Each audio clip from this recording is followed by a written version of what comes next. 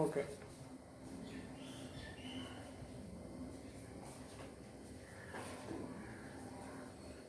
ആ രവിയാ? ആ ചേച്ചി. ആ എപ്പോ വന്നു നാട്ടിൽ നിന്ന്?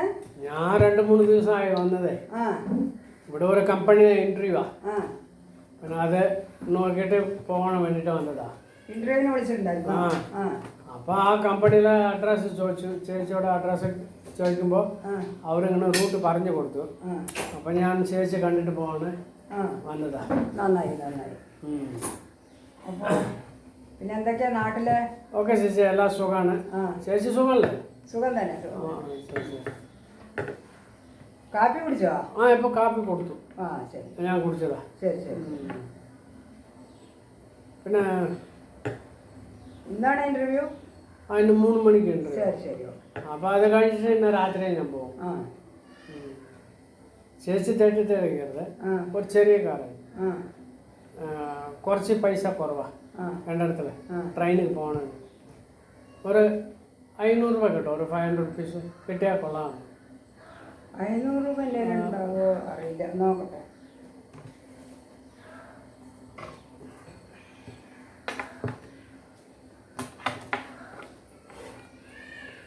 ചേച്ചി നാട്ടിൽ വരുമ്പോൾ ഞാൻ തരാം കേട്ടോ. അത് പ്രശ്നമല്ല, എന്തെങ്കിലും ഉണ്ടോ നോക്കട്ടെ. നിങ്ങളിവിടെ ജോലി ചെയ്തിട്ട് ഒരാഴ്ചൻ്റെ ഉള്ളിൽ കിട്ടിയാൽ ഞാൻ തരാം. ഇതിൽ 200 രൂപ ഉണ്ട്. അത് 200 ഉള്ളൂ. അത് ഉള്ളൂ എൻ്റെ ബാഗിൽ.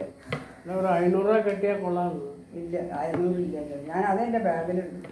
പിന്നെ വീട്ടിൽ പോകുമ്പോൾ പിള്ളേരൊക്കെ ഉണ്ടാകുമ്പോൾ എന്തെങ്കിലും മേടിച്ച് കൊണ്ട് പോവാണ്. അതുകൊണ്ടാണ് ചോദിക്കും.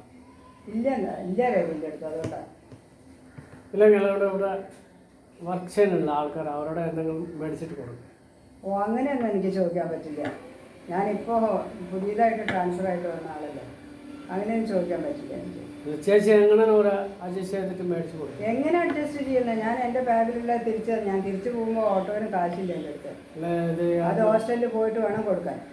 എൻ്റെ അടുത്തുള്ള 50 റുപ്പീസേ ഉള്ളൂ. അപ്പോൾ ഇത് തികയില്ല, അതുകൊണ്ടാണ്. 50 റുപ്പീസ് എൻ്റെ അടുത്തില്ല രവി. ഞാൻ 200 റുപ്പീസ് തന്നില്ലേ, അതുകൊണ്ട് അഡ്ജസ്റ്റ് ചെയ്യും. ചേച്ചി ഇങ്ങനെ പറഞ്ഞ അങ്ങനെ ചേച്ചി, ഞാൻ പിന്നെ എന്താ ചെയ്യണ്ടേ? ചേച്ചി മേടിച്ച് കൊടുക്കണമെങ്കിൽ ഞാൻ ഇവിടെ ഓഫീസിലാണ് തൂങ്ങി മരിക്കാം കേട്ടോ. എന്താ ഓഫീസിൽ തൂങ്ങി മരിക്കുക? എന്താ നീ വിചാരിച്ചേ? ഇത് നമുക്ക് തൂങ്ങി മരിക്കാനുള്ള സ്ഥലമാണോ ഇത്? നീയൊക്കെ എൻ്റെ ചെറിയച്ഛൻ്റെ മകനല്ലേടാ, എൻ്റെ അനിയനല്ലേ. ഞാൻ തനിയെ ഒരു സ്ത്രീ ഇവിടെ ചെന്നൈയിൽ വന്ന് ജോലി ചെയ്ത് ജീവിക്കുന്നു. നിങ്ങൾ വന്ന് അന്വേഷിക്കേണ്ടത് എന്നെ, ചേച്ചീനെ. അതിന് വരെ എന്നെ ഒന്ന് മിരട്ടുന്നോ നീ? എൻ്റെ അടുത്ത് പൈസയൊന്നുമില്ല. നീ പൈസ ചോദിക്കുന്നത് എന്തിനാണെന്ന് എനിക്ക് നന്നായിട്ട് അറിയാം. നിൻ്റെ മൈക്കോവിലെ ബാംഗ്ലൂരിലെ ജോലി പോയതെന്ന് എനിക്കറിയാം എന്താണ്. ഇതിന് വേണ്ടിയിട്ടല്ലേ മതി ചോദിക്കുന്നത്? എനിക്ക് നന്നായിട്ട് അറിയാം. എൻ്റെ അടുത്തില്ല പൈസ. എനിക്ക് പറ്റില്ല. ഞാൻ ഉറപ്പായിട്ട് തൂങ്ങി മരിക്കും കേട്ടോ. എന്ത് വേണേൽ ചെയ്താൽ തൂങ്ങി മരിക്കുക, ജനിക്കുക, എന്തെങ്കിലും ചെയ്തോ. നീ ഒരു കാര്യം ചെയ്യേ, ഇത് തൂങ്ങി മരിക്കാനുള്ള സ്ഥലമല്ല. നീ ഇവിടുന്ന് ബസ് പിടിച്ചിട്ട് നേരെ മെറീന ബീച്ചിൽ പോകും. മെറീന ബീച്ചിൽ 25 ബസ് നമ്പർ. അത് പോയിട്ട് കടലിൽ അല വരുമ്പോൾ ഒരു ചാട്ടം അതിലേക്ക്, അതിൽ ചാടിയിട്ട് ഒരു കുറച്ച് ദിവസം കഴിഞ്ഞ് എവിടെയെങ്കിലും പോകും. അപ്പോൾ ആൾക്കാർ കണ്ടോളും. അത് ഉറപ്പായിട്ടാ പറയാ? ഉറപ്പാണോ പറയുന്നത്? ഞാൻ ഉറപ്പായിട്ട് മരിക്കട്ടോ. എനിക്ക് മരിക്കുക, ജനിക്കുക, എന്തെങ്കിലും ചെയ്യേ പോയി. അപ്പൊ ചേച്ചി കൊടുക്കണില്ലേ? എൻ്റെ അടുത്തില്ല, എന്നെ മിരട്ടാൻ വരണ്ട. അപ്പൊ ഞാൻ ഇറങ്ങി പോട്ടെ? പോയിക്കോ, നേരെ ബീച്ചിൽ പോയി ചാട്. അതാ നല്ലത് നിങ്ങൾക്കൊക്കെ. ഒന്നുകൂടി ക്ഷമിച്ചു നോക്ക്. എനിക്ക് ആരുടെ അടുത്ത് കടം ചോദിക്കാൻ വയ്യാന്ന് നിനക്ക് വേണ്ടിയിട്ട്. ചേച്ചിയെ കാണാൻ വേണ്ടിയിട്ട് ഇങ്ങനെ ഇല്ലാന്ന് പറഞ്ഞാൽ ഭയങ്കര ബുദ്ധിമുട്ടാണ്. അപ്പം ഞാൻ ഉറപ്പായിട്ട് ഞാൻ മരിക്കാം കേട്ടോ.